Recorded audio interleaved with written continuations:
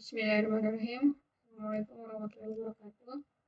Hari ini yang akan kita bahas adalah beberapa contoh dari grup yang elemennya hingga.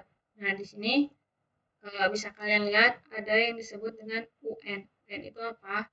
UN itu adalah grup terhadap perkalian. Nih, di sini kan grup terhadap perkalian modulo N. Ya, di mana elemen-elemennya itu merupakan semua integer positif yang lebih kecil dari N dan relatif prima terhadap N. Ya. Nah, jadi misalkan saya punya U, kadang-kadang ada yang menuliskannya UN-nya kecil, atau kan ada juga ada yang UN seperti ini, itu sama aja. Jadi biasanya huruf U ini sudah dipakai atau di reserve sebagai notasi grup ya atau himpunan yang dimana anggota-anggotanya itu merupakan semua integer positif yang lebih kecil daripada N dan dia relatif prima terhadap N. Jadi seandainya nih, misalkan saya punya UN, isinya adalah A, B, C, dan seterusnya gitu ya. Banyak misalkan ya. Nah, masing-masing dari A, B, C ini, GCD-nya dengan N, GCDA dengan N itu adalah 1. Ya, jadi sebagai contoh misalkan saya punya U-nya U1, N-nya bisa 1, U1 ya 1 karena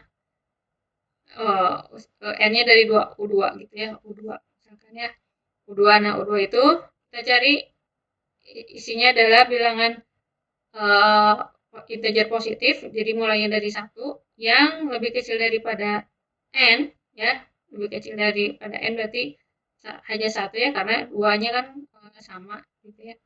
Nah, yang relatif prima dengan N, kita cek 1 ini relatif prima dengan 2 tidak? Iya, karena apa namanya, penjumlahan atau pembagian antara 1 dengan 2 itu menyisakan nilainya 1, atau GCD dari 1 dan 2 adalah 1, jadi dia saling relatif prima.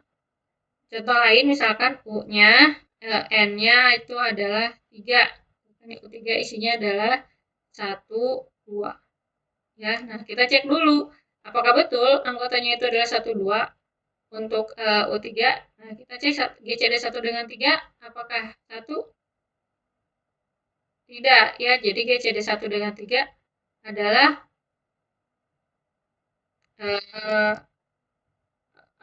maaf. Jadi GCD antara 1 dengan 3 1 ya. GCD antara 1 dengan 3 adalah 1.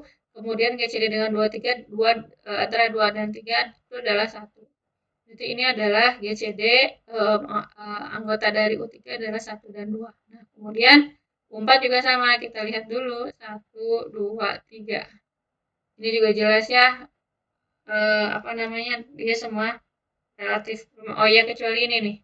Kecuali angka 2 tidak relatif prima dengan 4 ya, karena 4 itu kelipatan dari 2 ya, artinya 2 itu bukan anggota U4. Jadi ini harusnya isinya adalah hanya 1 dan 3.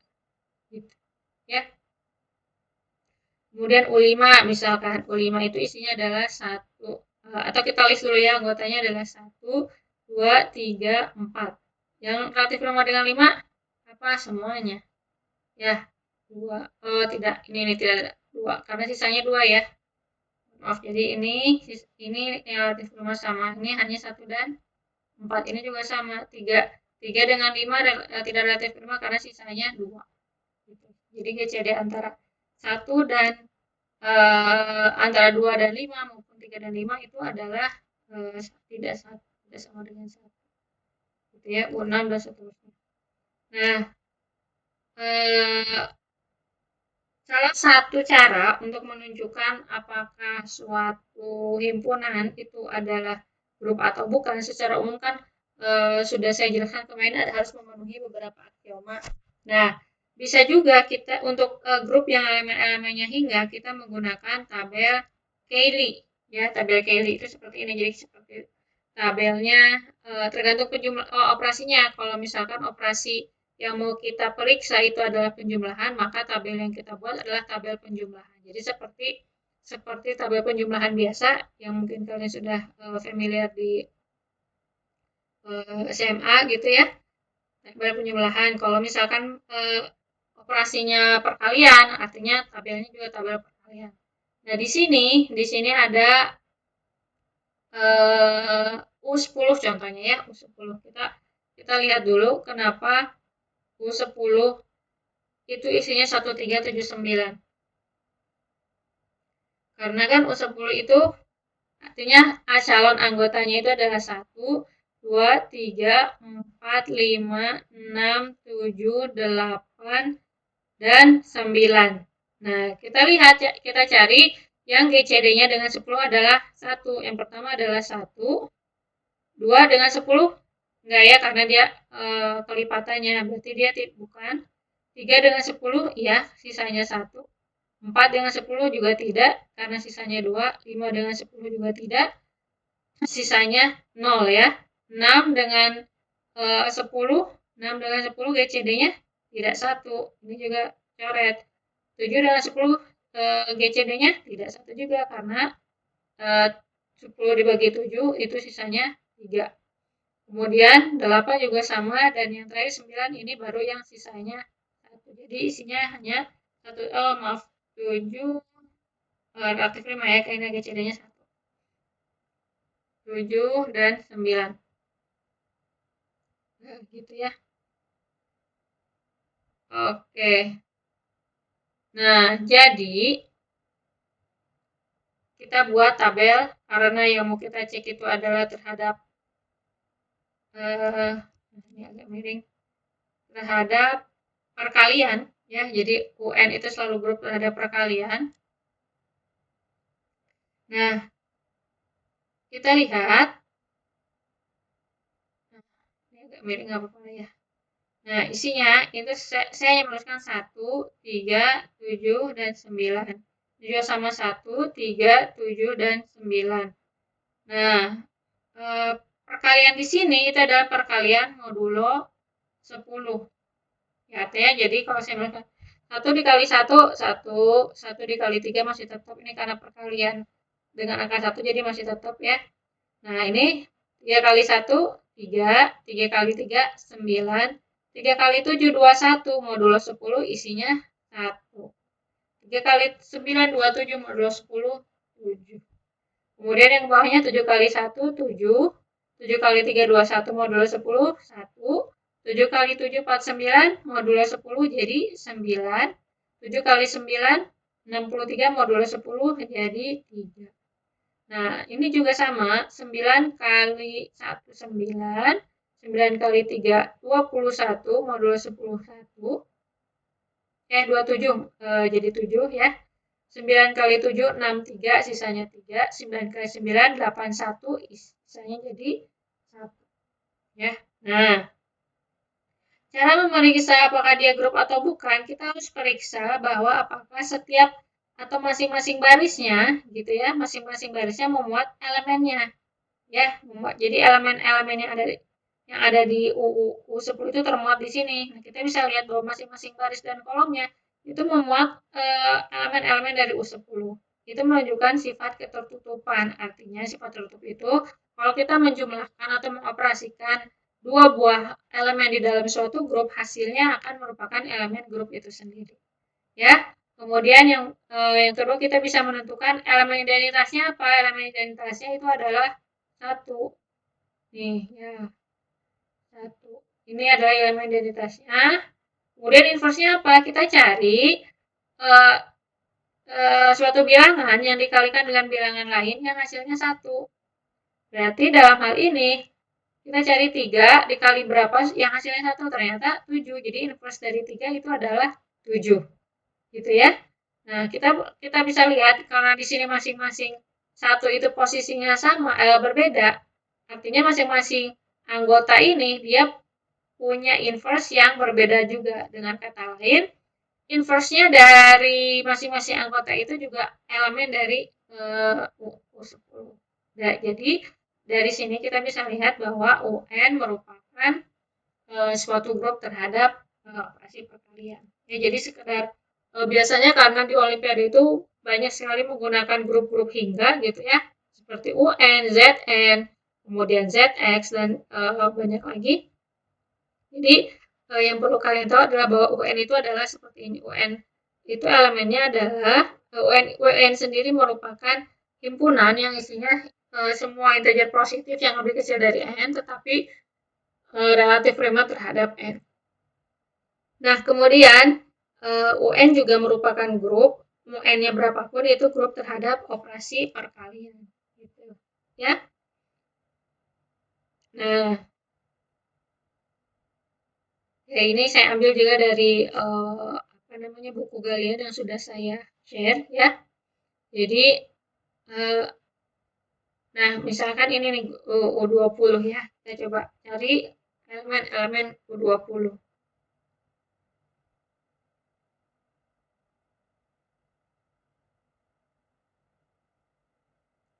Yang agak panjang. U20. Kita coba list dulu ya. Jadi calonnya itu adalah 1, 2, 3, 4, ya terus semuanya aja, 5, 6, 7, 8, 9, 10, 11, 12, 13, 14, 15, 16, 17, 18, 19. Oke. Yang masuk U20 adalah yang tidak masuk kita hilangkan dulu yang genap-genap ya. Ini bukan, ini bukan, ini bukan. Ini juga bukan, bukan. Ini juga bukan. Oke. Ini juga bukan. Nah, gitu ya. Sekarang kita cek. 1 ya, 20 ya, gitu ya. 5, 7, 9 sisanya ya prima juga ya, 9 dan 20, 11, 13, 15, 17, dan 19. Oh ini 15 enggak, 15 enggak. Ya, 1, 3, 5, 7, 9, 10, 9, 11, 13 gitu ya.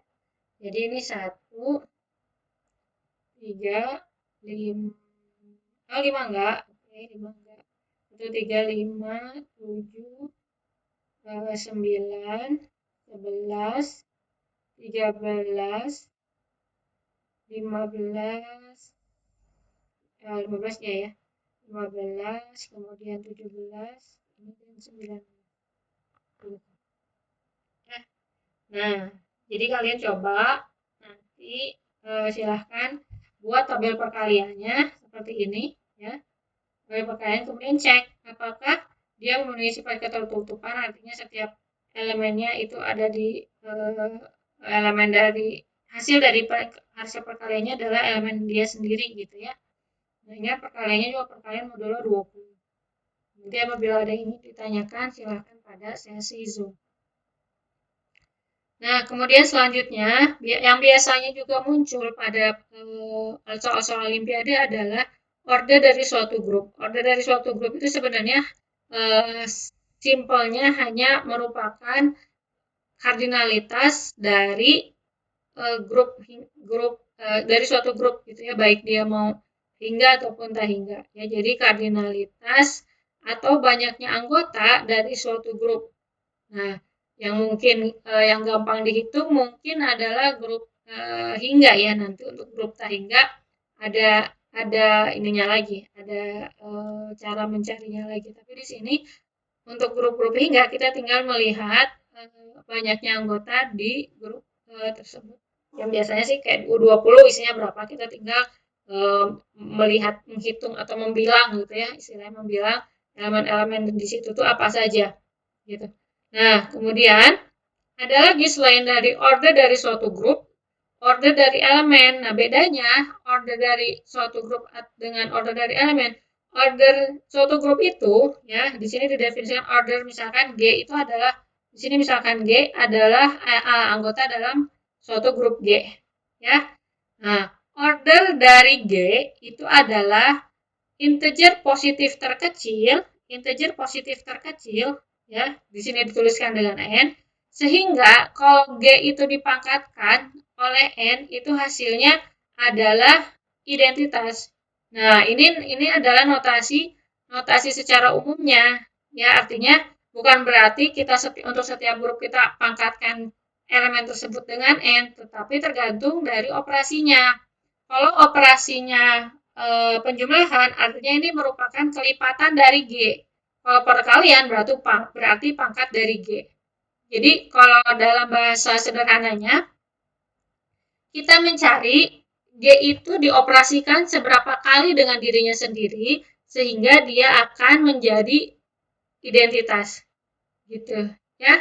Kalau misalkan nggak ada, kalau si G itu dikalikan dengan G lagi, atau dikalikan G dan sudah berapa kali pun dia tidak menghasilkan identitas, artinya si G itu mempunyai order yang tak hingga. Gitu ya. Kalau notasinya masih sama, notasinya tanda mutlak atau biasanya kardinalitas ya.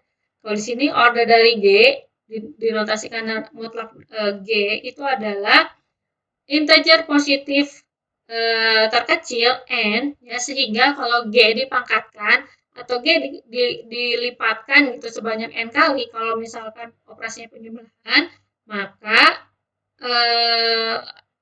hasilnya adalah identitas. Nah, kita coba lihat untuk U yang sedikit aja U10 lah ya. Kalau U10 kan isinya tadi 1, 3, 7, 9. Artinya order dari U10 itu ada berapa? Tinggal dihitung saja. 1, 2, 3, 4. Ada 4. Nah, sekarang kita mau cari order dari 1 itu berapa? Nah, kita lihat 1 itu dikalikan berapa kali? Dia menghasilkan angka 1. Kalau 1 kan dikalikan sekali lagi gitu 1. Ini kan karena perkalian ya. Jadi saya tulisnya 1 dikali 1 menghasilkan 1. Karena identitas di U10 berdasarkan tabel Kelly tadi adalah identitasnya adalah 1. Nah, ini nih kan. Nah, ini identitasnya. Artinya, nah, dia dikalikan atau dia dipangkatkan gitu ya kan, mengalihkan G sebanyak N kali sama dengan memangkatkan G gitu kan ya. Kalau menjumlahkan G sebanyak N kali itu adalah melipatkan atau mengkalikan G sebanyak N kali. Nah, artinya order dari 1 adalah 1. Kemudian order dari 3, kita cari 3 dikalikan berapa kali akan menjadi 1. 3 dikali 3 9. 9 kan bukan identitas ya, masih elemen di sini. Coba dikalikan 3 lagi, jadi 27. 27 juga sama dengan apa? Oh, ini dikali ini nih. Ini adalah, saya tulis dulu ya, 3 kali 3 hasilnya 9. Kemudian 9 dikali 3, 9 dikali 3 hasilnya 7. Dikalikan 3 lagi, 7, jadi bisa saja saya lihat 7 dikali 3. Gitu kan, ini kan hasil perkalian ketiganya ya. 7 dikali 3 21. 21 di 10 isinya adalah 1. Artinya ini sama dengan 1. Artinya apa? Artinya order dari 3 adalah 4. Gitu. Ya, nah kita cari order dari 7. Order dari 7 itu adalah coba cari 7 dikali 7 9 ya, 9. Dikalikan 7 lagi. 9 kali 7 63 kan? Ya, artinya kalau 63 modulo 10 ini 3. Kalikan 7 lagi. 3 kali 7 21 baru ini hasilnya 1. Ini juga sama ordernya adalah 4. Nah, terakhir yang order 9 itu berapa? 9 kali 9 itu adalah 81 atau di modulo 10 adalah 1. Artinya ini ordernya adalah maaf, ini bukan 1, 2 ya, dipangkatnya 2. Oh, 1 sih. 2. Ini 2, ordernya 2. Gitu ya. Nah,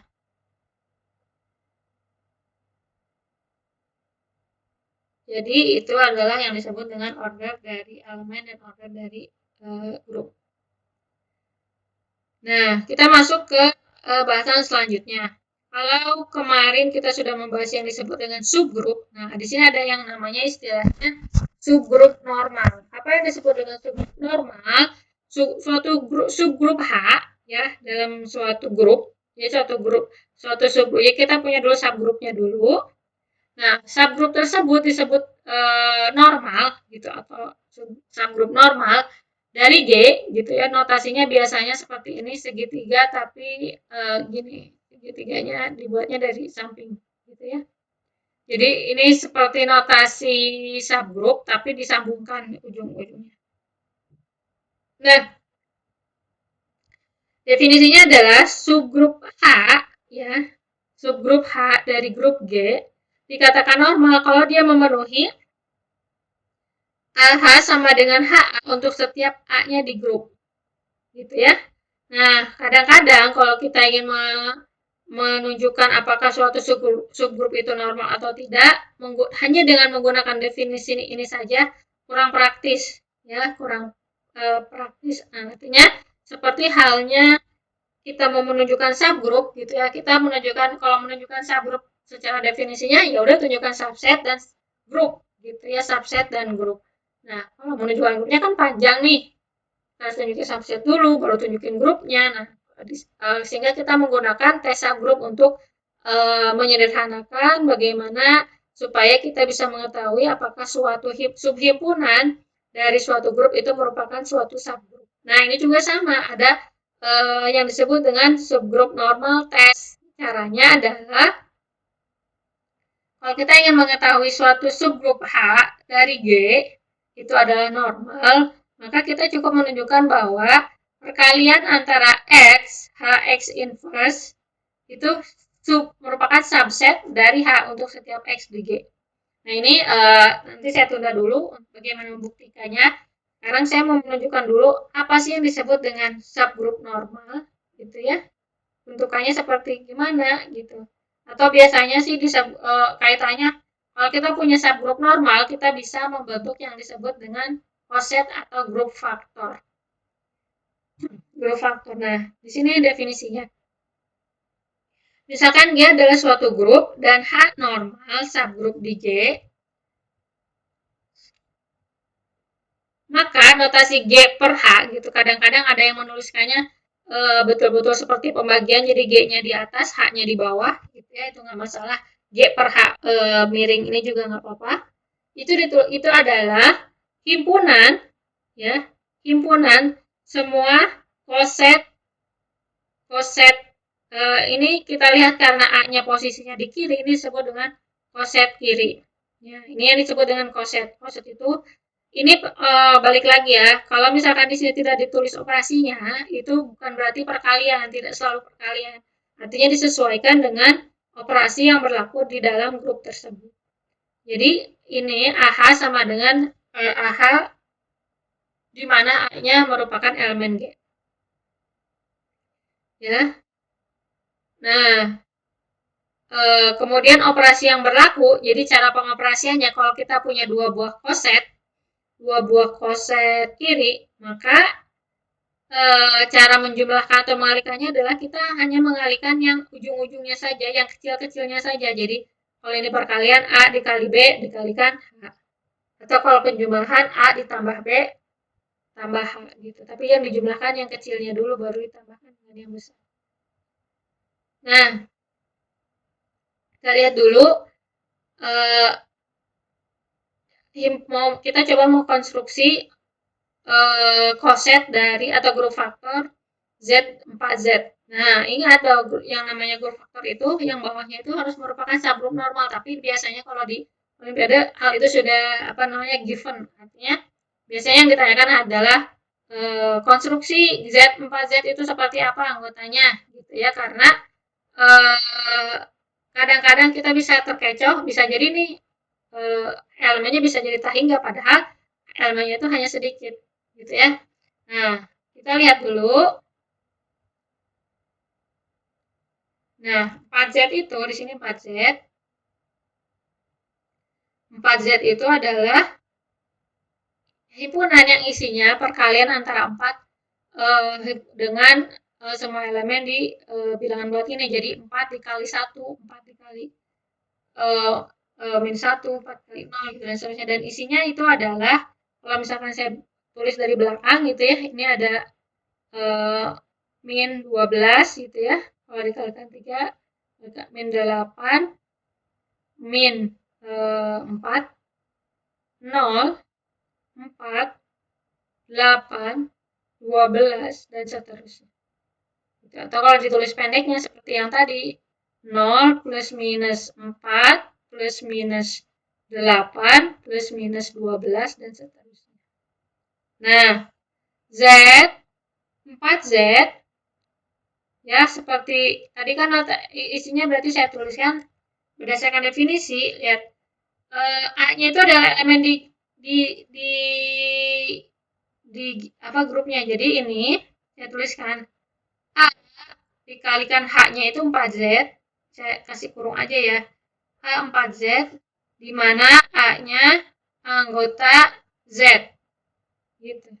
Ya. Nah, karena operasi yang berlaku di sini di 4Z itu adalah penjumlahan, maka ini notasinya A ditambah 4Z,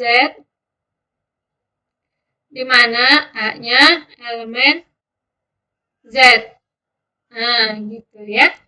Nah, bagaimana cara mencarinya? Kita lihat, ini kan 4Z ditambahkan A untuk setiap A-nya di Z. Nah, kita coba dari yang terkecil, sederhana dulu ya, yaitu 0. 0 ditambah 4Z sama dengan ya 0 ditambahkan ini, tetap aja dia tidak berubah.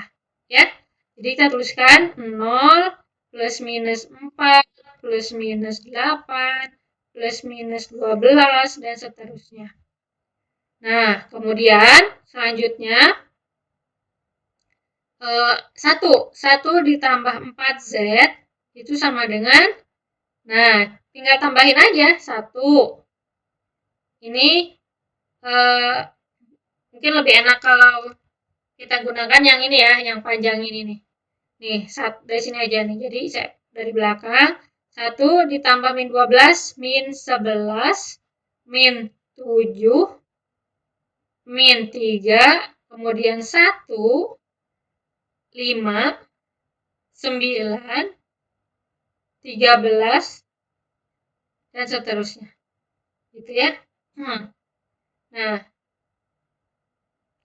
ini kemudian saya coba halaman baru. Nah, masukin lagi 2 ditambah 4Z itu sama dengan tadi titik-titik min 12 jadi min 10, min 8 jadi min 6. Berapa lagi itu tadi saya lupa. Min 12 min 4. Min 4 ditambah 2 min 2 ya. Min 2 kemudian tinggal ditambah 4 aja.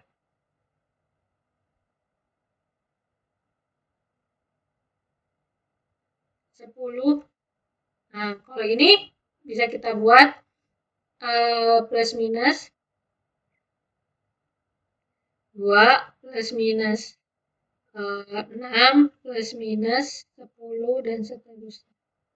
Gitu. Hasilnya 3, 4Z.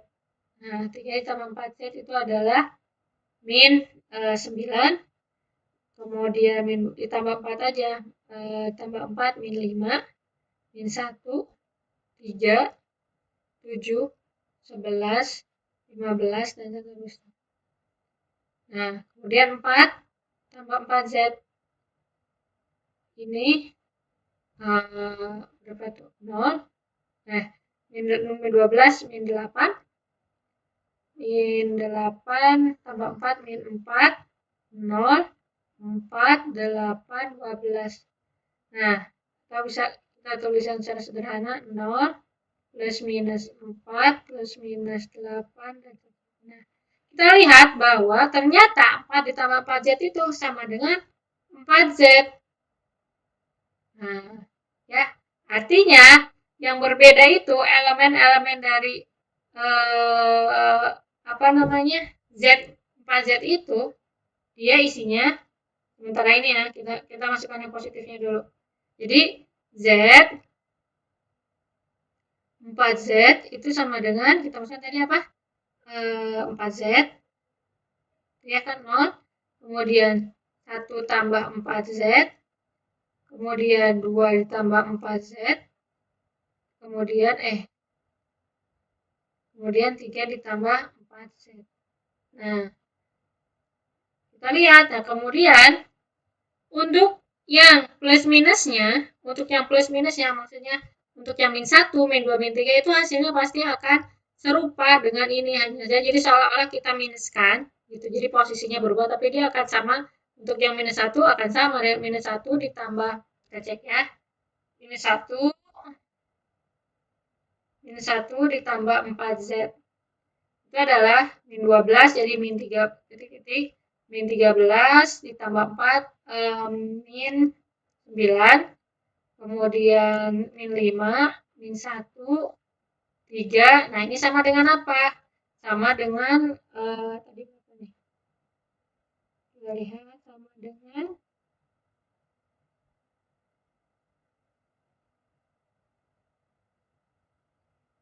sama dengan 1 plus 4Z kan?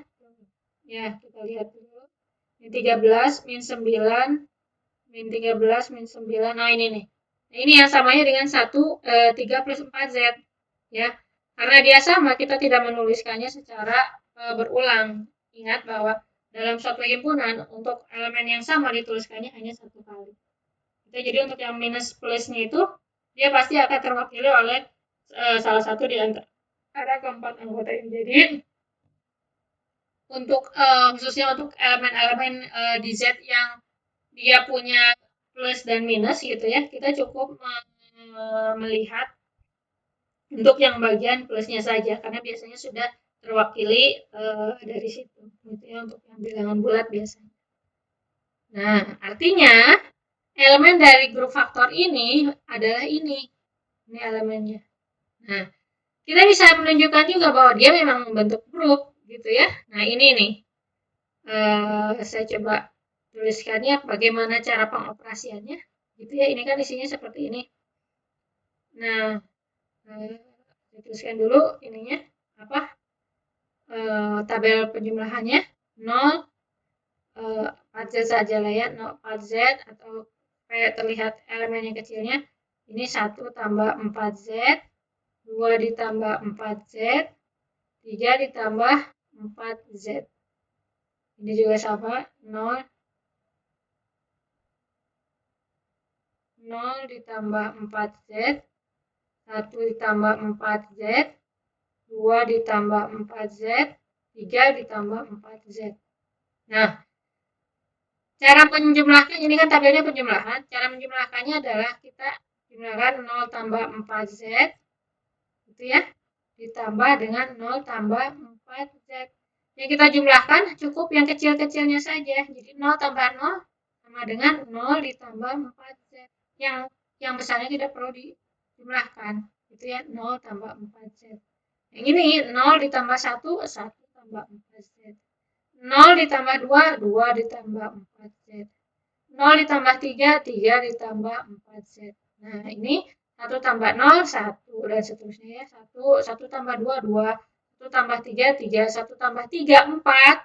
Nah, 4 tambah 4Z itu kan sama dengan 4Z. Jadi di sini tulisannya 4Z. Gitu. Ya, atau saya tuliskan saja tidak apa-apa. Ini 4Z, 2 tambah 4Z. Ini 3 tambah 4Z. Ini 0 ditambah 1 tambah 3 kan 4 nih. 4 tambah 4Z itu kita tadi lihat bahwa dia sama dengan 0 tambah 4Z atau dalam hal ini 4Z saja gitu. Ya, ini juga sama, 2 tambah 0, 2. 2 tambah 1, 3. 2 tambah 2, 4. Ternyata ini sama dengan 0 plus 4Z. 2 tambah 3, 5. Sama dengan apa? 1 ditambah 4Z. Gitu. Ya. Jadi penjumlahannya itu mirip-mirip modulo gitu ya. 3 tambah 0, 3 tambah 4Z. Ini 3, 4 tambah 4Z, balik lagi ke yang tadi ya. Jadi ini 0 tambah 4Z. 3 tambah 2, 6. 6 jadi sama dengan 2 tambah 4Z. 3 tambah 3, 6. Salah. 3 tambah 2, 5 jadi 1 ya. Ini 3 ini jadi 2 tambah 4Z. Gitu. Nah, seperti itu. Oke, karena cukup padat kita maju ke selanjutnya. Kalau ada pertanyaan silahkan ditanyakan pada saat sesi Zoom. Nah, kemudian ada yang disebut dengan homomorfisme grup. Apa yang disebut dengan homomorfisme grup? Homomorfisme grup itu adalah suatu fungsi, biasanya notasinya sebenarnya bebas ya, boleh F, boleh apapun, tapi biasanya yang digunakan ini si gitu ya, atau V, ini biasanya si atau V.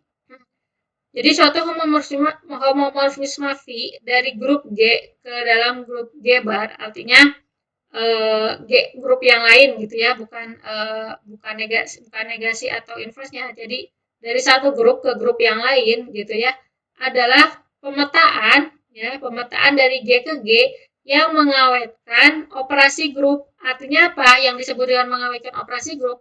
Kalau misalkan di sini dia tertutup, tertutup di domain, maka hasilnya juga akan tertutup di kodomainnya, gitu ya. Jadi kalau misalkan kita punya suatu fungsi yang memetakan dari grup ke grup yang lain, dia akan disebut homomorfisme. Apabila pada saat kita operasikan ya ini kan kita mengoperasikan dua anggota di domain ya di G. Nah, hasilnya itu dia akan tertutup juga untuk yang hasil di kodomain. Kalau ini kan jadi di sini tertutup di kodomain tertutup, dia juga di domain tertutup, di kodomain juga tertutup. Gitu ya. Nah, kita coba cari ini aja nih. Ini yang mudah dulu ya. Px sama dengan contohnya fungsi ini dari R bintang ke R bintang. Biasanya R bintang itu menotasikan himpunan bilangan real di mana dia tanpa nol ya, R bintang. Nah ini, jadi himpunan semua bilangan real tapi tanpa nol ya. Nah, kemudian pemetaan pemetaan atau fungsi yang didefinisikan itu adalah Vx sama dengan ini tulis saja Vx sama dengan harga mutlak dari X untuk setiap X di R bintang. Nah, tapi di sini kalau saya tuliskan dalam bentuk peta, ini dari X, ya ini dalamnya, itu dipetakan lagi ke harga mutlak. Nah, untuk menunjukkan bahwa suatu biasanya kalau di esai itu tunjukkan bahwa fungsi ini merupakan suatu homomorfisme gitu ya. Kita sudah tidak perlu lagi menunjukkan bahwa yang ini grupnya, ini biasa sudah diberikan ya, ini grup, ini adalah grup. Tapi yang perlu kita buktikan adalah yang pertama, kita harus periksa apakah fungsi yang didefinisikan tersebut itu adalah terdefinisi dengan baik atau well defined. Ya, itu yang pertama. Yang kedua, kita harus tunjukkan bahwa V yang tadi AB itu sama dengan VA dikalikan VB untuk setiap AB di kalau dalam hal ini R bintang ya, domainnya, di domainnya. Oke, nah pertama kita menunjukkan well define-nya nanti kita bahas belakangan karena biasanya itu tidak terlalu di ini, tapi nanti kita akan bahas pada saat sesi sesi Zoom. Jadi karena ini terbatas, mungkin kalian juga sudah familiar dengan fungsi yang well define. Nanti kalau misalkan masih belum paham akan dibahas di sesi Zoom ya. Nah, ini dulu. Jadi pertama ambil ini notasinya boleh AB, boleh apapun terserah, tapi yang penting itu mewakili anggota dari R bintang. Tapi di sini karena definisinya pakai X, di sini saya tuliskan ambil X1, X2, anggota R bintang sembarang. Gitu ya. Nah, harus ditunjukkan atau akan ditunjukkan bahwa V dari X1 dikali X2 ya sama dengan Vx1 dikalikan Vx2. Nah, tentang operasi ini, ya operasi yang ada di sini itu adalah operasi yang berlaku di grup yang di domainnya, gitu ya. Jadi karena ini sama, jadi berhubung ini sama, jadi ini sama ini kali. Tapi seandainya nih, seandainya di sini saya punya di domainnya grup terhadap perkalian, kemudian di kodomennya grup terhadap penjumlahan. Nah, di sini notasi operasinya bukan kali lagi, tetapi jadi jumlah, walaupun di sininya kali, ya. Jadi baik dari operasi gitu ya, operasi maupun hasilnya itu harus merepresentasikan dari masing-masing. Artinya di sini merepresentasikan anggota dari grup yang sini. Ini juga merepresentasikan yang ada di sebelahnya, gitu ya. Nah, kita lihat selanjutnya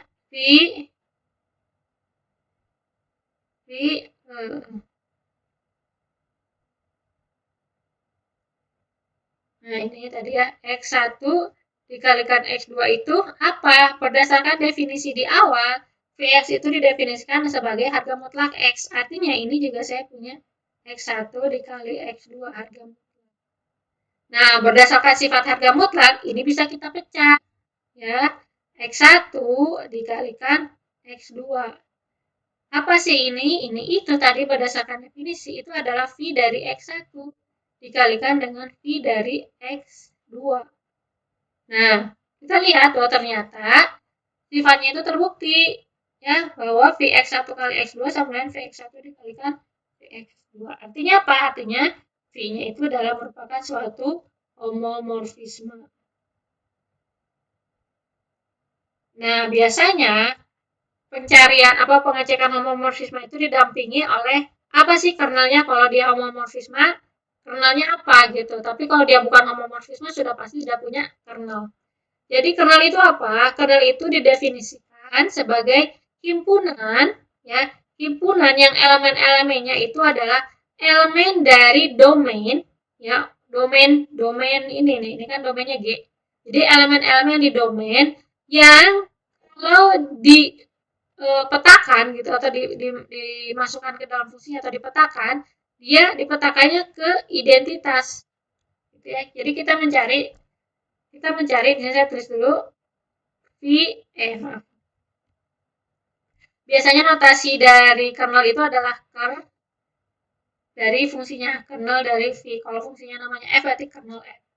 Itu adalah elemen-elemen di domain, karena domainnya grup R bintang, yang kalau dipetakan, saya tulis dulu Vx-nya itu hasilnya adalah identitas di R bintang. R bintang itu adalah grup yang isinya himpunan semua bilangan bil kecuali 0 dan operasinya adalah perkalian.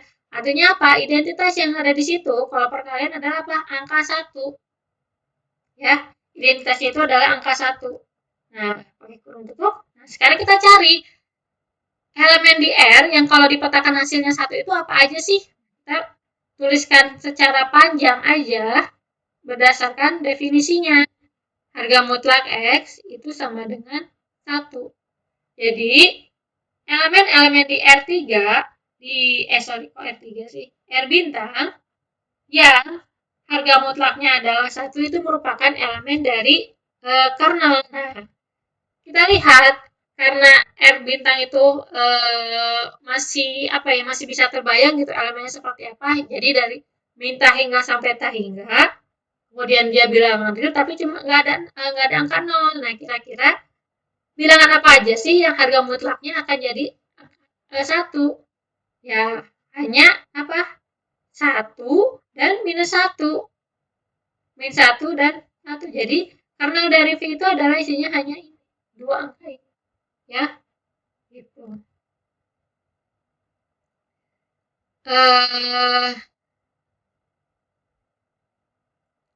Ini nanti ya, example yang contoh 9 itu adalah dia order dari grup. Tapi nanti pembahasannya kalian bisa coba sendiri gitu ya. Nanti kalau ada yang kurang paham silahkan dikomunikasikan.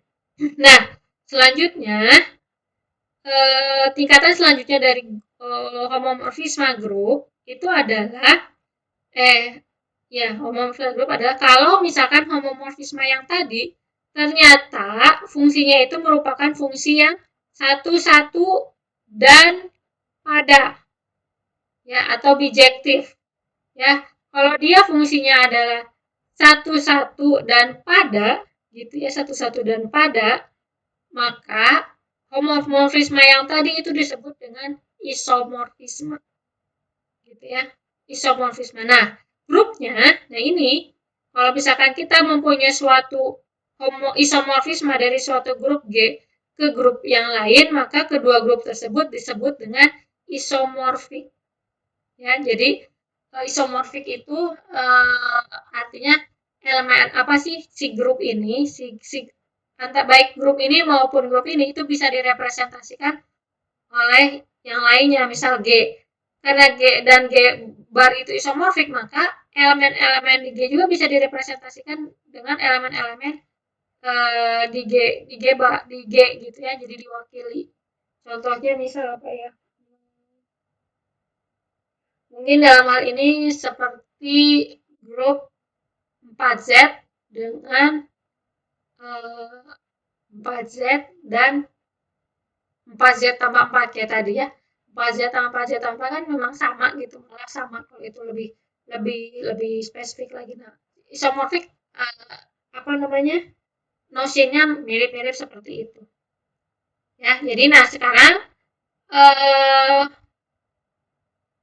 untuk membuktikan bahwa untuk membuktikan bahwa suatu pemetaan itu adalah suatu isomorfisme, kita cukup menunjukkan bahwa kalau misalkan belum ditunjukin homomorfisme harus tahu dulu ya, harus dibuktikan dulu homomorfisme yang ini ya.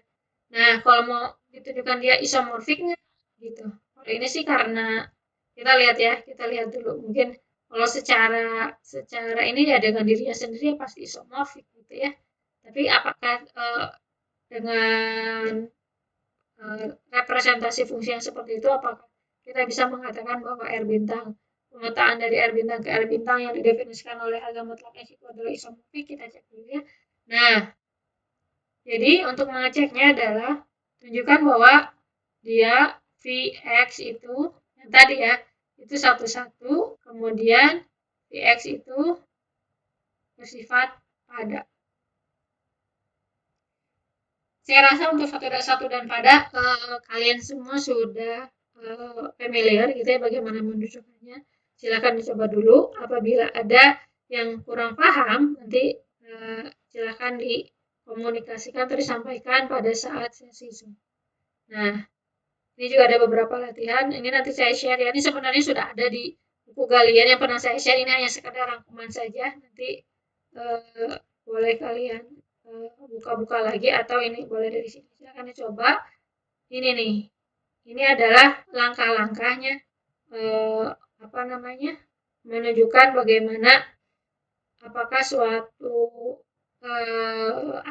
suatu pemetaan itu merupakan suatu isomorfisme. Gitu. Atau boleh nggak apa-apa, jadi saya jelaskan secara singkat saja ya.